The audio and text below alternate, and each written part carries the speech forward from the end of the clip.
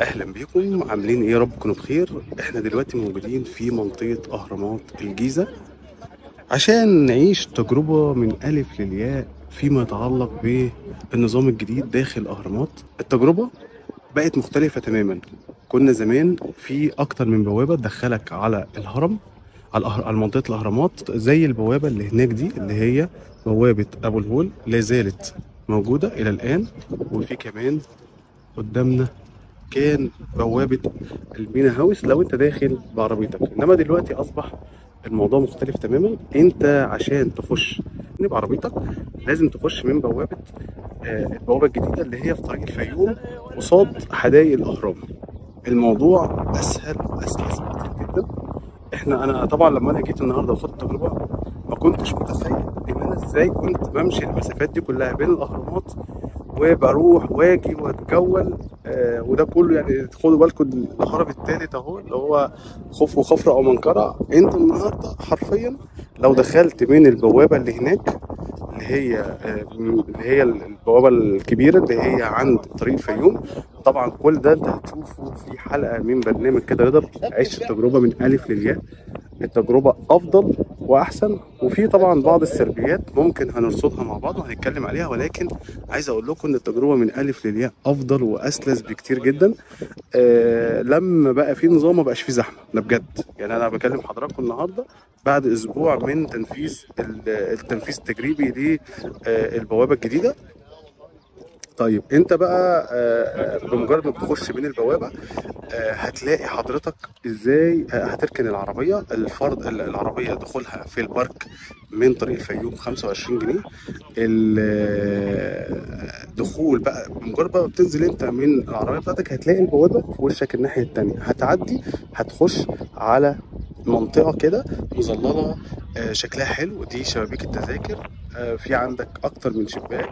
هتدفع بالفيزا، مفيش دفع نقدي. مكرر على حضراتكم، مفيش دفع نقدي، كله بالفيزا.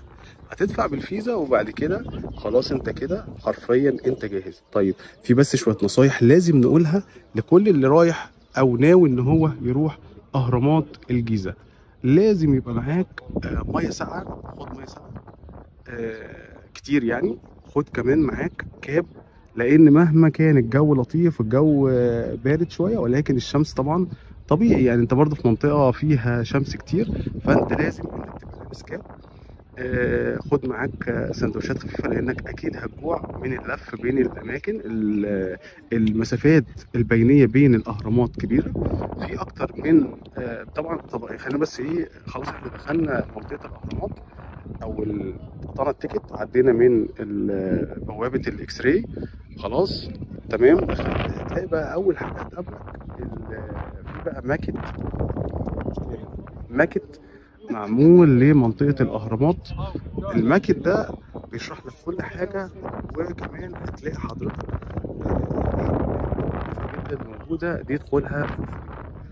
الحمامات قدامك هتخش هتنبهر بجمالها ونظافتها. الحنفيات بالإشاعة فحاجة نظيفة جدا. المناديل موجودة في كل ده فور فري. بعد كده خلصت غسلت وشك ايدك بقت تمام، كمل بقى على جولتك. أول ما بتخرج من البوابات هتلاقي طبعا في مظلة، بعديها هتلاقي كمان في الباصات مستنياك. باصات أغلبها مكيف، أغلبها باصات كتير موجودة. بتخش تبدا جولتك. في طبعا بيقول لك بتلاقي في شباب واقفين بيقول لك ممكن انت تروح على المطاعم، منطقه المطاعم هتركب باصات ليها، او ممكن ان انت حضرتك تركب ممكن انت تركب على طول بقى للجوله بشكل مباشر. هتلاقي الباصات كتير موجوده حرفيا، هتاخدك من مكان الخروج. انت مش هتمشي كتير يعني، خلاص انت حرفيا مش تمشي.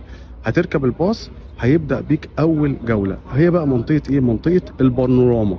المنطقة دي تعتبر من أجمل الأماكن اللي أنت هتاخد فيها لقطات حلوة للثلاث أهرامات قدامك بشكل مباشر.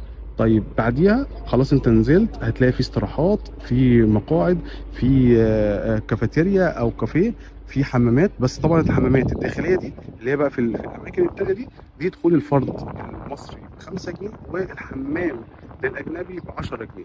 خلاص. طيب دلوقتي حضرتك انت خلاص انت دخلت خدت لقطاتك وظبطت وخدت كل اللي انت نفسك فيه، هتلاقي بعد كده الجمال والحصنة موجودة. لو انت حابب ان انت تاخد حصان او جمل، اتفق على كل حاجة.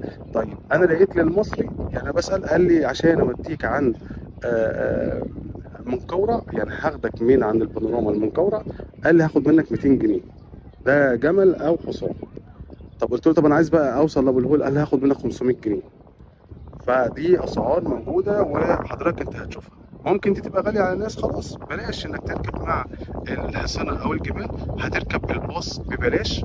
على فكره ركوب الباص ببلاش، مش هتدفع فلوس تاني. انت معاك التيكت 60 جنيه للمصري او العربي ب 60 جنيه، فخلاص كده انت حرفيا مش هتدفع جنيه تاني، غير بقى لو استخدمت الحمامات الداخليه في الاماكن اللي الباصات هتنزلك فيها. طيب المرحله اللي بعد كده، بعد دخولك منطقه البانوراما، خلاص هتاخد الباص تاني تروح على منقورع. بعد كده تنزل تاخد برضو لقطات بتاعتك. بعد كده الستيشن اللي بعدها او المحطه اللي بعدها هتبقى برضو نفس الفكره، هتنزل وبراحتك خالص. انت ممكن تبدل بدل باص 1000 باص، كل الباصات متاحه قدامك طالما فيها مكان تقدر ان انت تركب الباص وتتحرك بمنتهى الاريحيه. انا برضو هرجع اقول لحضراتكم، كنا زمان بنمشي المسافات دي كلها على رجلينا، او لو هتاخد كاريتا او حصان او جمل، لا كنت بتدفع رقم. انما دلوقتي الباصات دي حرفيا حسنت التجربه. يعني بصوا حضراتكم احنا بنتكلم، مش عارف انتوا شايفين عدد كبير جدا من الباصات ماشيه قدامك على الطريق.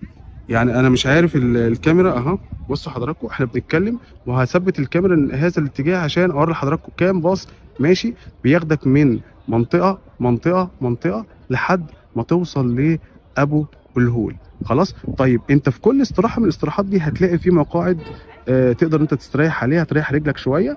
الدخول دلوقتي احنا واقفين قصاد ابو الهول. طبعا دي كانت اخر تجربه، وده طبعا تشغيل تجريبي، الموضوع ممكن يتعدل، ممكن يستمر على الوضع ده، ولكن النظام انا شخصيا انا انبسطت بيه جدا. فطبعا يعني تجربه اعتقد ان هي افضل بكتير. وده طبعا مدخل ابو الهول.